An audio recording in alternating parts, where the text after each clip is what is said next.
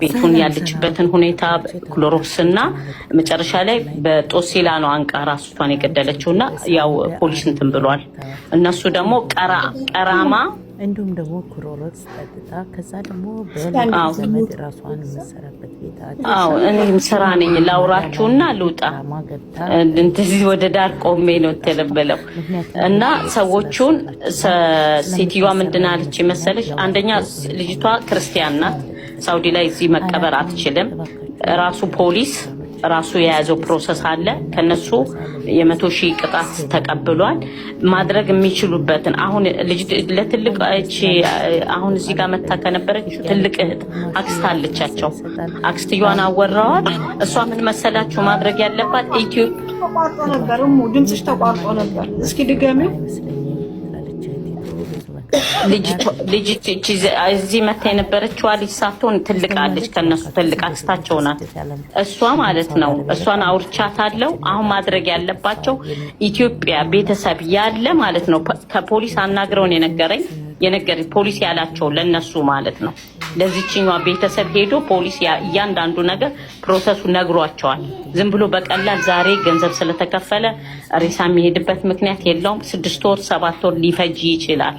ስለዚህ ምንድነው ማድረግ ያለባቸው? አሁን ለልጅቷም ደውልላታለሁ ለዚህ ለትልቋ ማለት ነው። ኤምባሲ ኢትዮጵያ ሰራተኛና ማህበራዊ ጉዳይ ሚኒስቴር እንትን ተብሎ ማለት ነው። እነሱ ለኤምባሲ እዚህ ያስተላልፋ ጠለባ ሄዶ ምንም አይነት ከፖሊስ መረጃ ኢቃማ ያለ ሰው ኢቃማ ራሷ ካላት ሄዳ ቤተሰቦች የቅርብ ቤተሰቦች ወክልና ኢትዮጵያ ሰጥተው ቀጥታ ይሄን የተሰጣት አንድ ባንድ ማለት ነው። ለዚህ ለአረቢቷ የተሰጣት እኔ ድምጿን ቀድቼዋለሁ። እያንዳንዱ ያወራንበትን ድምጿን ሴቭ አድርጌዋለሁ።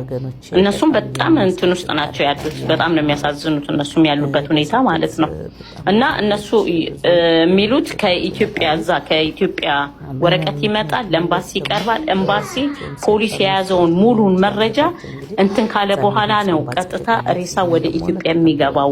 እነሱ ስንት ወር ይፈጃል ሲሏቸው ከ6 ወር እስከ 8 ወር ሊፈጅ ይችላል ምናምን ብለው ይሄን ነው እንትን ያሉት ማለት ነውና አሁን ልጅቷ እዚህ ጋር ልጅቷች ራሷ እዚህ ያለችው ምስኪን በጣም በሽተኛ ናት።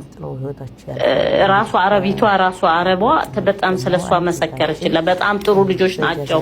ግን አንድና አንድ የመጨረሻ እነሱ እንትን የተረዱት ምንድነው ጓደኛ ነበራት። ጓደኛው ከፈለግሽ አላገባሽም ነው ምናምን ብሎ እንትን ብሏት አልቅሳለች። በይሄ ሁሉ የሆነው በወንድ ምክንያት ነውና እሱ ራሱ ደውሎላቸው ነበር።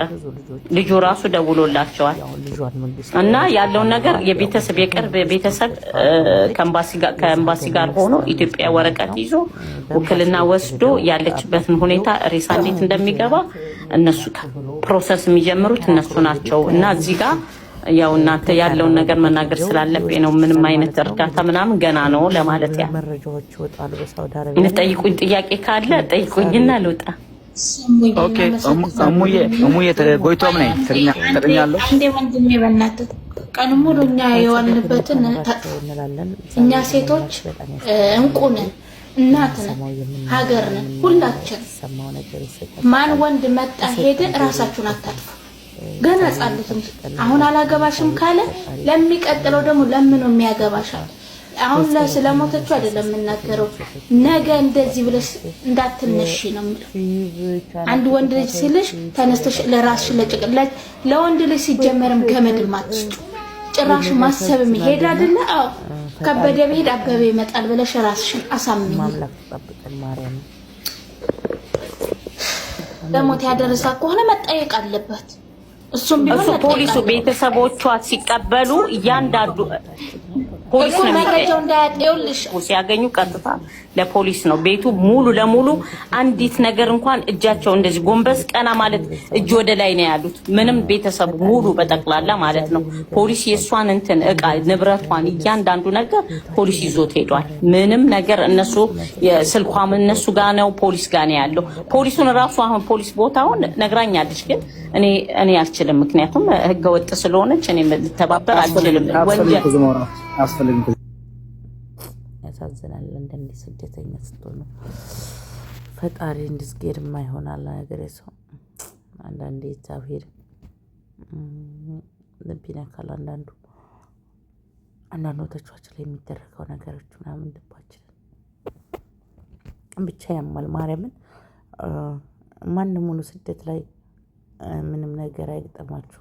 እግዚአብሔርን ፈጣሪ ይጠብቃችሁ ማለት እንደኛ ስደት ላይ በራስ ደግሞ ህይወትን ማጥፋት